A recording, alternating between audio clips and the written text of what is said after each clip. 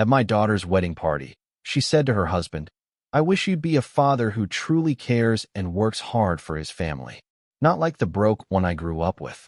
Everyone laughed and clapped for her, including my wife. I felt devastated. What happened next was rather unbelievable. I will tell you everything. First, let me quickly thank you for your continuous support. This means a lot to us.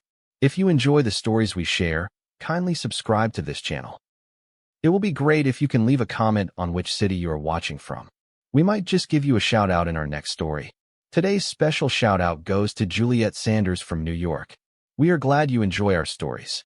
Now let's go deeper into the story.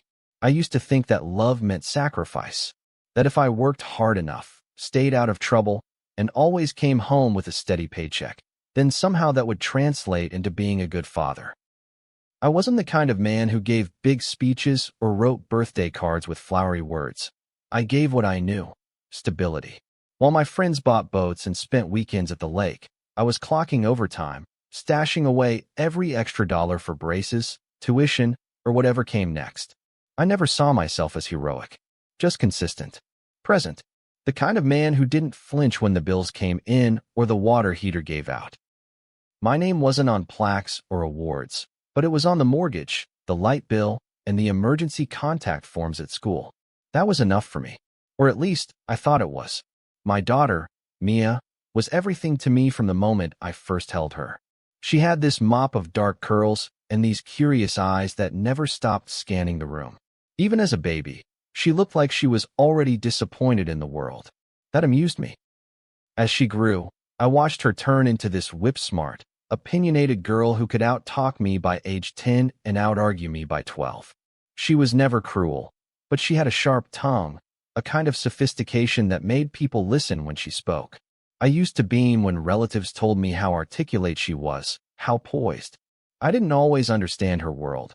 She moved through it with a kind of ease I never had, but I felt proud knowing I gave her the foundation to live in it without fear. If I had to be the one sweating through double shifts while she pursued dreams I couldn't pronounce, so be it. That's what fathers did. The truth is, I didn't always feel seen in my house. My wife, Natalie, was the more expressive one, the planner, the communicator. She was the one who took Mia dress shopping, who knew the names of her teachers, who had long conversations about friend drama over tea. I was just around, fixing things, driving Mia to dance practice when Natalie had a migraine, quietly paying the balance on her college dorm deposit before she even realized there was an issue. I didn't mind taking a back seat. It's where I lived most of my life. What mattered was that my daughter had everything she needed and that she felt safe. I assumed, naively, that love would be understood in hindsight, that someday, maybe after I was gone, she'd look back and realize that all the boring, thankless things I did were acts of love in disguise. I guess I was wrong. Leading up to the wedding, I felt a strange cocktail of emotions: pride, anxiety, exhaustion. Weddings are expensive, especially when you're trying to make everything perfect. Mia and her fiancé, Ryan, had their hearts set on a coastal ceremony, sunset vows, beachfront cocktails, all that Pinterest-fueled fantasy. I told Natalie, let them have it. It's her day. Even though the budget ballooned, even though I had to dip into the emergency fund I swore I'd never touch, I did it gladly. I wanted to give Mia something lasting, so I handed over the keys to our beach house. It wasn't extravagant, but it had been in my family for 2 generations. It was the one place I allowed myself to dream. I figured it would be perfect for their honeymoon, maybe even their future kids one day. When I gave it to her at the rehearsal dinner, she hugged me tightly and whispered, "Thank you, Dad. You always come through." That one sentence meant the world to me. The night before the wedding, I stayed up late, sipping cheap whiskey and thinking about the speech I might give. I'm not a public speaker, but I thought I'd try. I wanted to tell her how proud I was, how I hoped she felt loved every day of her life. But in the end, I didn't say much. I smiled a lot. I danced with her during the father-daughter song and tried not to cry when she rested her head on my shoulder. "You okay?" she asked. I nodded. "Just proud," I said. And I was. God, I was so proud. Watching her in that dress, laughing with her friends, glowing with youth and excitement, it made all the hard years worth it. I thought I'd finally done something right. But looking back now, I wonder if all that pride blinded me. If I had been paying closer attention, maybe I would have seen the signs that she didn't see me the way I saw myself. That she loved me, perhaps, but never respected me. That her image of me was shaped more by what I wasn't than what I was. And maybe, just maybe, Natalie had been doing a quiet form of damage all along, nodding in agreement when Mia complained about our old car or our tight budget, brushing off my efforts like they were just the bare minimum. The night before her wedding, Mia kissed me on the cheek and said, "You're the best, Dad." But the next day, with a microphone in her hand and everyone watching, she broke something I don't think can ever be fixed. The reception was held in a glass-walled hall overlooking the beach, the kind of place that looked like it belonged in a movie. String lights crisscrossed above our heads. The sun was just beginning to dip into the water, and everything felt like it had been dipped in gold. People were laughing, music was playing, and for a moment, I let myself relax. I watched Mia glide across the dance floor with her new husband, her white dress sweeping the ground like ocean foam, and I felt this quiet kind of joy, like I had reached the summit of something. Like all those years of working late, coming home sore, and holding my breath during bank transfers had been leading to this moment. I sipped from my glass of ginger ale and took it all in. My daughter was married. She looked happy. That should have been enough. Dinner plates were cleared, champagne was poured, and the DJ lowered the music as Mia took the microphone. I remember the sound of the wind outside, the murmur of voices softening to silence, the way people turned their chairs to face her. I leaned forward in my seat, ready to capture every word. Her eyes scanned the room, landing briefly on me. She smiled. I smiled back. "I just want to thank everyone for being here today," she began, her voice strong and sure. "It means the world to us to be surrounded by so many people who care." People clapped. I did too, folding my napkin over my knee like it mattered. I was already tearing up a little, overwhelmed by the sentiment of it all. Then she looked at Ryan, her new husband, and said, "I've always dreamed of marrying a man who works hard, who puts family first, and who shows up. Not just physically, but emotionally. Someone who truly cares." Her voice shifted just slightly. "I'm so grateful to have found you, Ryan. Because growing up, well, let's just say I didn't always know what that looked like." There was a beat, a pause so quick I almost missed it, and then she added with a small laugh, not like the broke one I grew up with. It landed like a punch I hadn't braced for. The room erupted in laughter. Genuine, loud, approving laughter. A few people even clapped. My wife, smiled and shook her head like it was some cute little jab. My heart didn't just drop. It sank, like it knew better than I did that something was ending right there in that moment. I looked around, hoping someone would lock eyes with me, see what I was feeling, feel anything close to what I was feeling. But no one did. They were all too busy laughing. And Mia? She didn't even flinch. She just kept talking, kept smiling, like she hadn't just gutted me in front of every person who ever mattered in our lives. I sat still, too stunned to move, my hands folded tight under the table. I heard the rest of her speech in fragments. Something about love, about fresh starts, about building a future, but it all sounded far away, like it was echoing through water. I felt small, smaller than I had ever felt in my life. I had been her punching bag, and they had all cheered. I caught Natalie's eye across the table. She gave me a look, mildly apologetic, but not enough to stop smiling. As if to say, "Don't take it personally." But how else was I supposed to take it? I waited for Mia to finish. I waited for the clapping to die down, for the music to come back, for people to go back to dancing and drinking and forgetting. And then, as quietly as I could, I stood up. I didn't make a scene. I didn't slam my chair or break a glass. I just grabbed my coat, nodded once to no one in particular, and walked out the side door. The ocean breeze hit me like a slap, cold, sharp, honest. I walked all the way down the shoreline, shoes sinking into the sand, until I couldn't hear the music anymore. Just the waves, just my breath, just the sound of something breaking inside me, over and over. When I got back to my car, I sat in the driver's seat for a long time. I didn't cry. I didn't scream. I just stared out the windshield at the darkening horizon, replaying the moment again and again. Not like the broke one I grew up with. I thought about every school lunch I packed, every bill I paid late just to make sure she had what she needed. I thought about the time she wanted to join a gymnastics team and we couldn't afford it, so I sold my tools and picked up weekend shifts at the hardware store just to make it happen. I thought about the beach house. The deed was already transferred to her name. I had signed the papers myself. And now? I didn't even feel like her father. I felt like a cautionary tale. I don't know when the anger kicked in. Maybe somewhere on that long walk back to the parking lot. But when it did, it wasn't hot or loud. It was cold, clear, focused. I pulled up the real estate portal on my phone. I logged into the lock system for the beach house. I texted the property manager. In less than 20 minutes, I had changed the locks, canceled their honeymoon flights, and revoked every reservation I'd made for them. I didn't do it to hurt her. I did it to reclaim something. To say, no more. Because if she could stand there and shame me in front of the world, then she didn't deserve anything I built. Not one grain of sand in that beach house. I drove home in silence, pulling into the driveway just as the moon rose high above our porch. Natalie was already there. She must have left the reception shortly after me. She stood on the front steps with her arms folded, a mixture of confusion and annoyance on her face. "You just left?" she asked. I didn't answer. I walked past her, into the house, and sat down at the kitchen table like I'd done 1,000 nights before. She followed me inside, voice rising. "What the hell is going on with you?"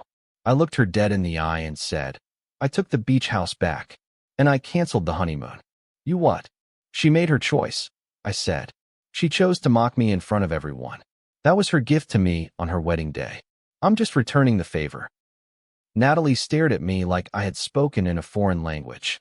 Her jaw opened slightly, but nothing came out at first. Then, with a breathy scoff, she crossed the kitchen and leaned on the counter like she needed support. "You're being ridiculous," she finally said. "You're overreacting. It was a joke. A bad one, maybe, but still a joke." She emphasized the word like it was supposed to shrink the damage, like it was supposed to rewind the laughter and erase the humiliation. I sat there, still as stone, watching her try to patch over what our daughter had ripped wide open. My wife, the woman who knew what that beach house meant to me, who saw firsthand what I gave up to buy it, was defending the insult, not defending me. And that, more than anything, lit something cold and permanent inside me. I stood slowly, walked to the cabinet, and poured a glass of water just to steady myself. "It wasn't a joke," I said, turning toward her. "It was the truth. Her truth. At least how she sees it. And you laughed with her." My voice was calm, maybe too calm. "You didn't flinch. You didn't look at me. You didn't even reach for my hand. You clapped, Natalie." She rolled her eyes, like I was dragging this out for effect. "Don't do this," she said. "Don't turn one comment into some grand betrayal." I stared at her for a long moment, then laughed once, a short, bitter sound that didn't feel like mine. "It's not one comment," I said. "It's years of this. Years of her making me the punchline. And you letting her." She pushed off the counter and crossed her arms, her tone sharpening. "So what? You're just going to disown her? Because your ego got bruised." That hit harder than it should have. I took a step toward her, not aggressive, just close enough for her to really hear me. "No," I said. "Not because my ego got bruised. Because she took everything I ever gave her and used it as material for a speech. Because she humiliated me in front of everyone I ever respected. And because the two people I thought would never do that to me, you and her, didn't even blink when it happened." Natalie shook her head, rubbing her temples like I was giving her a migraine. "You're blowing up our family over a few bad words." That was the moment I realized we weren't even close to the same page. I wasn't blowing anything up. I was just walking away from a fire that had already burned through the walls. I didn't raise my voice, didn't throw anything. I just said, "I'm tired, Natalie. I've been tired for years. Tired of giving and being told I'm not enough. Tired of being invisible until someone needs something." I gave her my heart, my time, my savings. And she stood on that stage and reduced me to a punchline.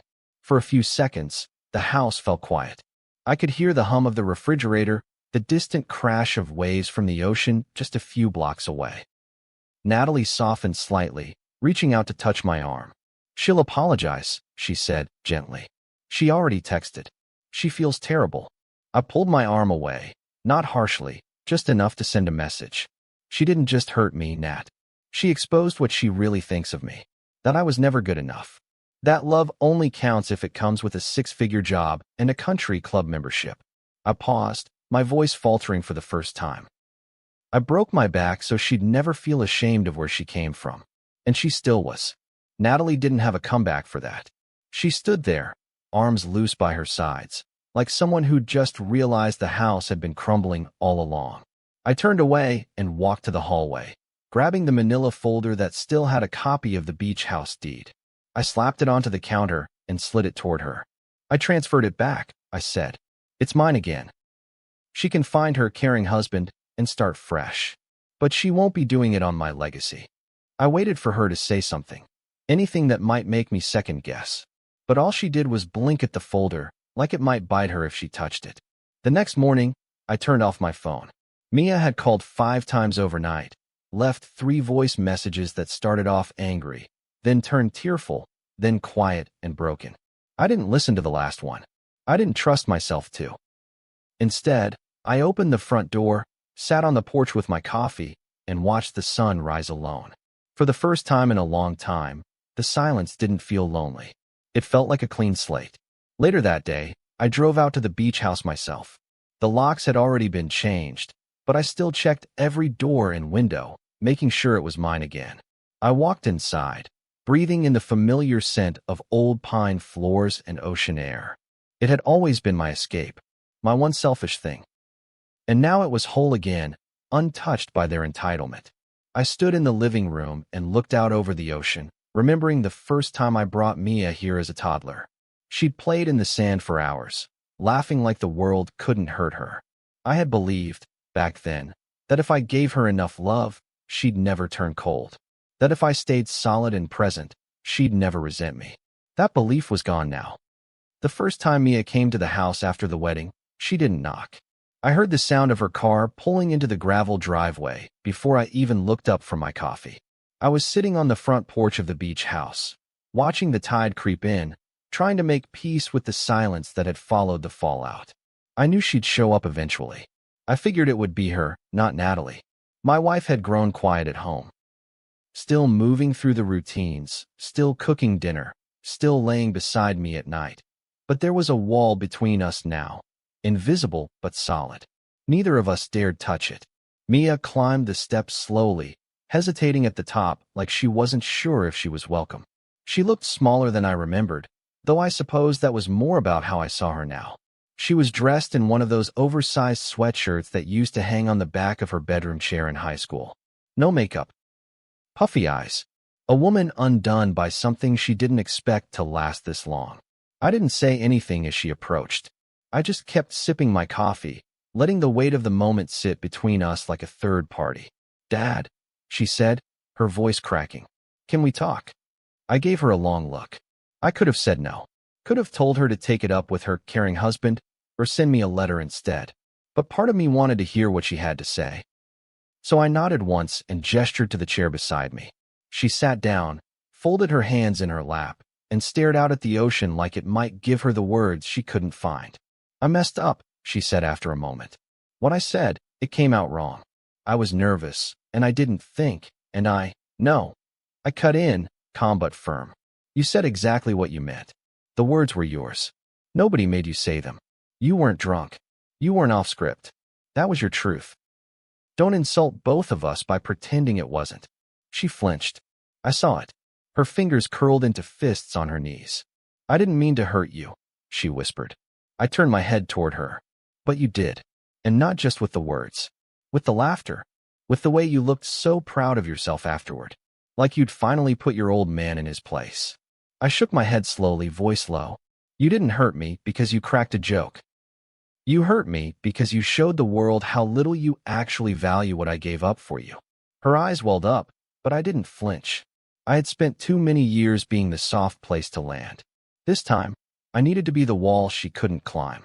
She reached for my arm, and I pulled away, not in anger, but in protection of myself. I was angry. she said, the tears falling now. I don't even know why. I think I've always felt like I didn't get what other kids had. Like we were always scraping by, and it made me feel ashamed. And I guess I blamed you for that, even though I shouldn't have. That's the closest you've come to honesty in 20 years, I said. And it's still not enough. She looked stunned, like no version of this moment had ever ended in anything but forgiveness. Like she thought her tears were magic. But I wasn't the same father I had been last week. That man would have bent until he broke. I wasn't bending anymore. We sat in silence for a long time after that. The waves crashed, the seagulls cried overhead, and I let the wind do the talking. Finally, she stood, wiping her face. So that's it, she asked. You're just going to cut me off? Pretend I don't exist. I met her eyes. You already did that, Mia. You did it the moment you decided that mocking me would make a better toast than honoring me. You made me invisible in front of everyone I ever tried to impress. And now you want to be seen? It doesn't work that way. She turned and walked down the steps without another word. Her car pulled out of the driveway slowly, like even the engine wasn't sure which direction to go. I didn't watch her leave. I looked out at the water, letting it take the weight of what had just passed between us. That night, Natalie and I fought again. She had heard from Mia, of course, gotten the crying call, the story of how Dad won't even look at me. Natalie stood in the living room with her arms crossed, disappointment painted across her face like it was mine to carry. You're punishing her, she said. You're punishing me. For what? For not being perfect? For not reacting fast enough? No, I said, exhausted. I'm just finally reacting. That's the difference. You can't erase her. She's our daughter. She erased me first, I said, and you helped her hold the eraser. The room went silent after that. I left her standing there and went to the garage, sat among my old tools, the ones I had once sold to pay for ballet shoes and tutoring and soccer uniforms. I used to believe that fatherhood meant sacrifice. Now I knew it also required respect. And if they couldn't give me that, then I didn't owe them the rest of me. The first time someone outside the family commented on it, I was standing in line at the hardware store, picking up a few supplies for the beach house. An older woman behind me, Linda, I think her name was, tapped me on the shoulder with a hesitant smile. I saw the photos from Mia's wedding, she said. Everything looked so beautiful. I nodded politely, already turning back to the counter. But she didn't stop there. She gave quite the speech, huh? You must have been proud. I paused, hand frozen on my wallet. There it was, someone who thought they were making small talk, not realizing they'd just pressed a fresh bruise. I didn't answer. I just paid for my things and walked out, the bag crinkling like static in my hand. I could feel her watching me leave. That was the beginning. Word had spread, the way it always does in small towns where gossip rides shotgun with every morning coffee. People didn't say much to my face at first, but I saw the looks, pity, confusion, judgment. One neighbor, Tom, made a sarcastic comment about how I was probably riding her out of the wool next. Another, a younger guy I barely knew from the gym, caught me outside the post office and said, "Man, if my daughter gave me a beach house, I'd let her roast me on stage too." He laughed like it was clever. I didn't laugh back. I didn't expect strangers to understand. What cut deeper were the people I thought would. My brother called from Phoenix after seeing Mia's now viral wedding video online. It wasn't that bad, he said. You need thicker skin. I didn't bother explaining to him that it wasn't about the words. It was about what they revealed. You can't unsee the truth once someone finally says it out loud. Natalie had moved into the guest room by that point. She claimed it was temporary, but we both knew it wasn't just about sleeping arrangements. We passed each other in the kitchen like co-workers who'd just been through a bad merger, cordial, polite, and completely disconnected. She still brought up Mia during dinner, like mentioning her name might warm the air between us. I let her talk, but I didn't engage. I had made peace with the silence. I had made peace with being the villain in a story they wrote without me. Then came the post. I never saw it firsthand. Someone from work showed it to me. Mia had written a long caption under one of her wedding photos. The picture showed her and Ryan kissing on the beach, bathed in sunset light. The caption started off innocently enough, "The happiest day of my life," and "forever grateful." But by the second paragraph, it took a turn. I've learned that not everyone shows up for you the way you expect. Some people let their pride speak louder than their love.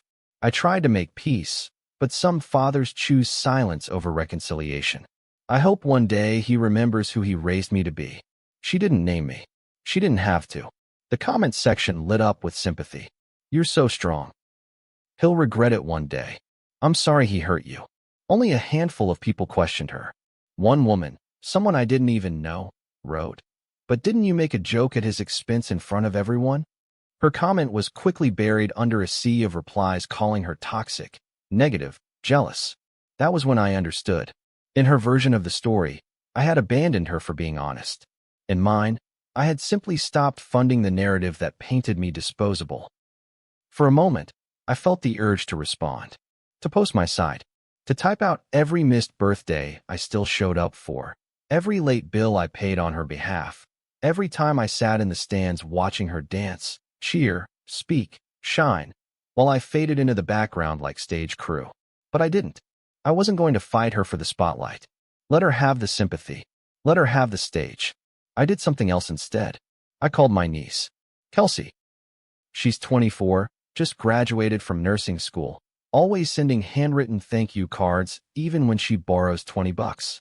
She lives with her mom in a cramped apartment 2 hours inland. I drove out one Sunday and met her at a coffee shop. I want you to have the beach house, I told her. She blinked. What? I'm changing the will. You'll get it. Effective immediately. Her eyes filled, and she covered her mouth. Uncle Rob, I don't know what to say.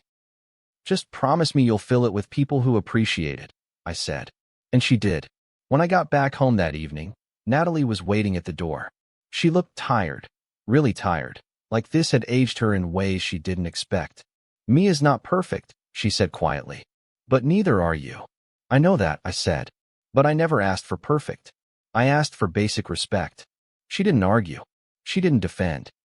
She just looked away and nodded, like even she was starting to understand that something irreversible had happened. I went to bed early that night, listening to the distant crash of waves outside the window. I thought about legacy, not just the property I passed down, but the emotional inheritance I was done pretending was love. Maybe forgiveness would come one day, but it wouldn't be forced. And it sure as hell wouldn't be a performance. 2 months passed before the letter arrived. It came on a Tuesday morning, tucked between a credit card statement and a grocery store flyer. The envelope was cream-colored and handwritten, my name pinned neatly in that familiar, careful way Mia always used when she wanted something to be taken seriously. I stared at it for a long time before opening it. The kitchen was quiet. Natalie was out with friends, or maybe at the gym. I didn't ask anymore. The silence between us had grown comfortable, even necessary, like a ceasefire we both respected too much to break. I poured myself a cup of black coffee, sat down at the kitchen table, and opened the envelope slowly, like it might disintegrate in my hands. The letter was long, 3 pages, front and back. Not typed. Every word was written in her own hand, the ink slightly smudged in places where tears must have fallen. She started by saying she had watched the wedding video over and over again and could finally see the moment my face changed. She described the guilt that bloomed inside her afterward, how it festered into something unbearable. She admitted that she had felt ashamed growing up, not because of anything I did, but because of how she compared our lives to her friends. She apologized for making me the target of that shame, for confusing material lack with emotional absence. She wrote that she now understood what it meant to work in silence, that while she was chasing praise, I was building a life that never let her go hungry, never let her feel unsafe. She said she was sorry for mistaking sacrifice for inadequacy. She said it again, "I'm sorry, Dad. I was wrong." There was no ask, no plea for reconciliation, no strings. Just regret, inked in looping cursive, and a quiet recognition of the damage she'd done. I folded the letter carefully and placed it in the top drawer of the desk where I kept bills and old tax documents. I didn't reply, not because I was angry, not because I didn't care, but because I had already answered with my silence, and I meant every word of it. I didn't need more apologies. I needed boundaries. And for the first time in my life, I wasn't willing to cross them, not even for my daughter. Later that week, Natalie asked if I'd read the letter. She did it gently, The way someone might ask if you visited a grave yet. I nodded. It was well written, I said. She didn't push. I think she finally realized that my peace had come at a price, and I wasn't interested in returning it for a newer, shinier version of what we had before. She still loved Mia. I didn't stop her from calling, texting, visiting, but I made it clear I wasn't ready. And maybe I never would be. Some fractures don't close. They just stop bleeding. The beach house felt different now. Brighter, somehow. I spent more weekends there, alone or sometimes with Kelsey, who'd begun fixing up the guest room and planting lavender along the walkway. She brought friends sometimes, nurses, teachers, young women who reminded me of Mia before everything got tangled in resentment and unspoken expectations. They cooked dinner together, played music too loud, and laughed until midnight. It didn't bother me. In fact, it healed something. Watching someone appreciate what I built without feeling entitled to it. It soothed a wound I hadn't even realized was still open. One evening, I sat on the porch with a cold beer and watched the sun sink into the ocean. The sky was purple, pink, and gold. The kind of view you only get when the weather's just right and the air is still. I thought about the version of me that would have read that letter and rushed to call her. The father who would have blamed himself, who would have apologized for making her feel ashamed even when he had done everything right. That man was gone now. I didn't hate him. I honored him. He did the best he could with what he had. But I couldn't live in his skin anymore. Forgiveness isn't always about going back. Sometimes it's about letting go of illusions, of roles, of people who only love you when you're silent. I could forgive Mia. Maybe one day I would. But I would never forget. Not the speech. Not the laughter. Not the way they all clapped while I quietly left the room like a man walking out of his own funeral. That memory was mine, and I wasn't trading it in for Sunday brunch and pretend smiles. I drove home late that night with the windows down, the ocean air rushing in like a cleansing wind. I didn't feel angry anymore, just clear. I had chosen myself, not in spite of being a father, but because I had been one for so long without ever choosing myself. That was over now. I was no longer the man who showed up quietly and got dismissed loudly. I was the man who stayed. And then finally, the man who walked away. Have you ever reached a breaking point with someone you love, where no apology could undo the damage? If you've ever felt unseen or disrespected after giving your all, this story is for you. Tell me in the comments. Would you have forgiven her or walked away like I did?